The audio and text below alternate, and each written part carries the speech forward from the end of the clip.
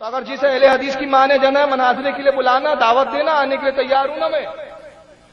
کتنے مسئلے ایک تقریر میں چھیڑوں میں. اگر یہ اپنے ابا کی اوریجنل اولاد ہے اور یہ بھی اگر خفیہ نہیں پیدا ہوا ہے، اعلانیہ ہی پیدا ہوا ہے، تو یہ مجھ سے مناظرہ کرے. حدیث سن رہے ہو اگر یہ اپنے باپ کی اوریجنل اولاد ہو، اگر اپنے باپ کی چیلنج کروا لو، کمرے میں مناظرہ کروا لو.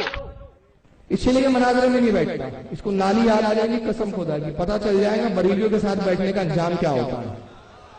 کوئی مائیکل کھڑے ہو کے نہیں بولتا میں مناظرے کے لیے تیار ہوں. ذاکر صاحب بہت غیر مسلموں سے آپ نے گرنتھوں پہ مناظرہ کیا ہے، ہمت ہو تو اس فقیر بریلی سے مناظرہ کر کے دکھاؤ.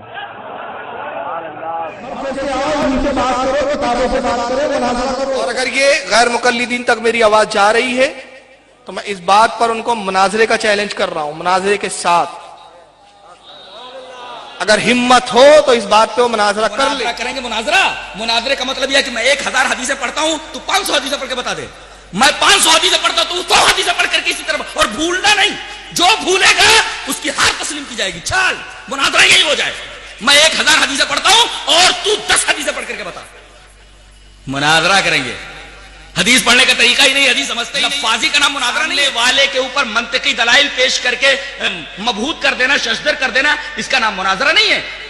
شریعت کا مناظرہ یہ ہوتا ہے کہ آپ حدیثیں پیش کیجئے کہ ہمارا یہ مسلک ہے اور اس پر یہ حدیث دلیل ہے، ہمارا یہ مسلک ہے، یہ حدیث اس پر دلیل ہے. مناظرے کی باتیں کرنے والے اور یہ اس طریقے سے ہار اور جیت کی بات کرنے والے، یہ لفاظی کرنے والے، یہ لفظوں کی بازیگری کرنے والے، ذرا ایک حدیث پڑھ کر کے بتائیں.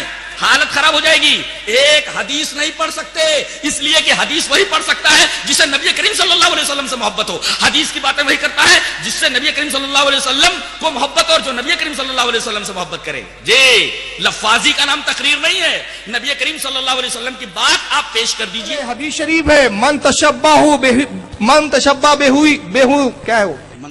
بہی فہو بقومی فہو منہم. من تشبہ بہی قومی فہو منہم. مناظرہ کریں گے بیچارے.